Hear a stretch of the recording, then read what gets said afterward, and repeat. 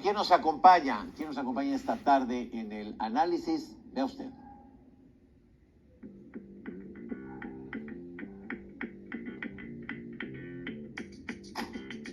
Saúl Arturo Ramírez de Arellano Solórzano. Es licenciado en Relaciones Internacionales de la Universidad Nacional Autónoma de México y en Periodismo por la Escuela Carlos Septién García. Cursa la especialidad en Derecho Empresarial en la Facultad de Derecho de la Universidad Nacional Autónoma de México. Es académico de licenciatura y posgrado en diversas facultades de la máxima Casa de Estudios de México. Desde el 2001 se ha desempeñado en responsabilidades que tienen que ver con el poder legislativo, las relaciones gubernamentales, el periodismo en radio y medios escritos, además de manejo de medios de comunicación, edición de publicaciones especializadas en temas legislativos y electorales. Hoy nos acompaña en Domingo 7, Saúl Arturo Ramírez de Arellano Solórzano. Bueno, y a mí me da mucho gusto saludarlo. Maestro, ¿cómo estás? Don Enrique Lascano, muy buena tarde, me da mucho gusto saludarte y saludar a todas nuestras amigas y amigos del auditorio de TV Mexiquense. Es un honor estar con ustedes esta tarde. Para nosotros es un gusto, Saúl Arturo, tenerte aquí en este espacio. Muchas gracias. Y si te parece bien, vamos con el análisis de la semana, si no tienes inconveniente, y nos vamos hasta el jueves 21 de julio, donde le damos a conocer a usted que Estados Unidos presentaba una nueva queja laboral contra México en el marco del TEMEC. Marisol Ordóñez lo hacía así. Vamos a ver. Y bueno, Estados Unidos también presentó una petición para investigar a la planta de manufacturas BU, esto en el estado de Coahuila.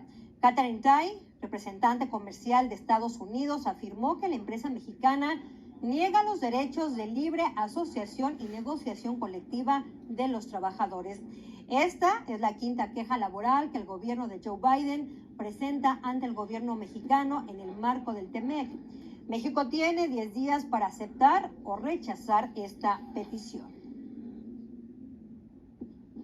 Pues a la vista de lo que ha pasado, pues pudiera ser que tampoco fuera muy atendido este asunto, ¿no? No sé cómo lo veas, maestro. Sí es, estimado Enrique, fíjate que si algo no puede decir el gobierno actual es que lo haya sorprendido o que haya recibido ya un tratado ratificado por el Estado mexicano. Al contrario, si algo recordamos es que al resultar electo después de la jornada electoral del 1 de julio de 2018, fue que el presidente López Obrador pidió que a su equipo de transición se le incluyera en el equipo de negociación del Tratado de Libre Comercio entre México, Estados Unidos y Canadá, a lo cual el presidente Enrique Peña Nieto accedió de manera rápida y sencilla, y bueno, pues ahí estuvo el licenciado Jesús Seade junto con otros integrantes del equipo de transición, y fueron los responsables y los en primera línea, conocedores de los compromisos que adquiría el Estado mexicano en el nuevo marco del Tratado de Libre Comercio, y uno de ellos es la materia laboral.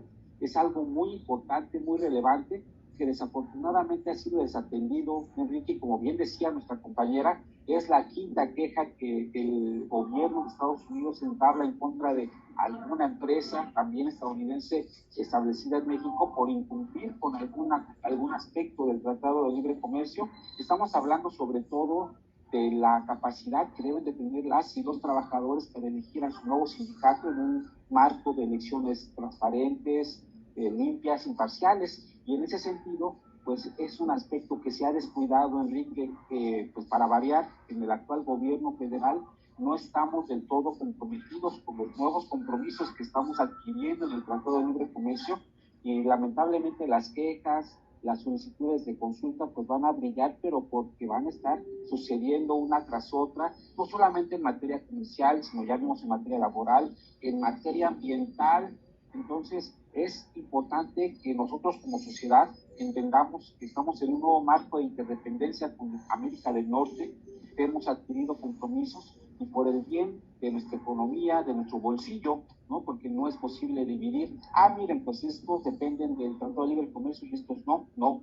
todos estamos en el mismo barco y por el bien de todas y todos debemos de cumplir con nuestros compromisos. Aquí no es un asunto de soberanía o de que nos estén imponiendo algo, sino de que nosotros estuvimos de acuerdo y lo firmamos y lo ratificamos. Entonces, oye, pues... es que parece como un poco el mundo al revés. A ver, Tata es una empresa americana que está instalada en México. Pues lo lógico es que el gobierno de México protestara con el gobierno de Estados Unidos y decir, oye, estos cuates están incumpliendo.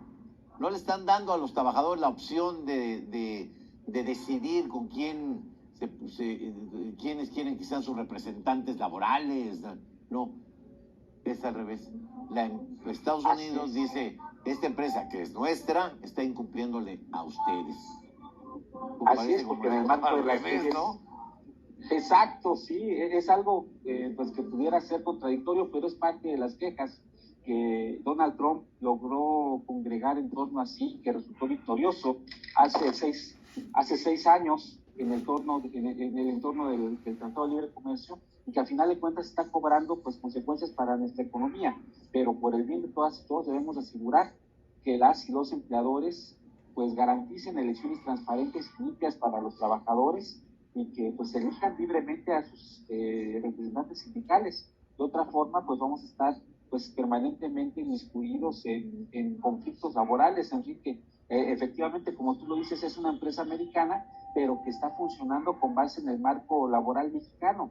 Y tú lo sabes, durante muchos años en nuestro país funcionó una única confederación de trabajadores, la cual imponía pues el contrato colectivo de trabajo y las condiciones. Y al día de hoy es distinto, ya no podemos seguir operando así y debemos de dar pues cauce a sindicatos independientes, a confederaciones independientes, y de ahí que pues esa sea la razón de la queja, Enrique, que por el bien de todas y todos debemos atender y debemos corregir.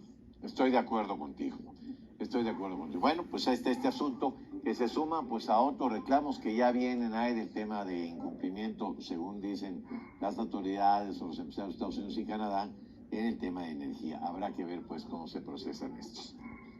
Vámonos hasta el viernes, si me lo permites, maestro, hasta el viernes 22 de julio, donde le informábamos que el presidente rechazaba nuevamente cambiar la estrategia de seguridad. Gina Serrano se le informaba así. Vamos a ver. Y pese al panorama de inseguridad, nuevamente el presidente Andrés Manuel López Obrador descartó la posibilidad de modificar su estrategia de seguridad de abrazos, no balazos. Aseguró que no se maquillan cifras de los delitos y señaló que es complicado atender las causas de la violencia que la originan.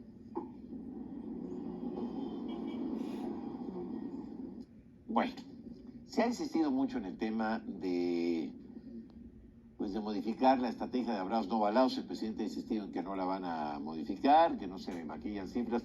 No, yo en realidad no pienso que se maquillen cifras, en realidad no creo que se maquillen cifras, ya las cifras son muy preocupantes, ¿no? Pero, ¿cómo ves este asunto? Hace unos días se dio a conocer información interesante sobre la Ciudad de México, donde, pues según informaciones, parecía que habían tenido logros importantes en términos de abatimiento de inseguridad. Pero, ¿cómo miras tú este asunto, maestro?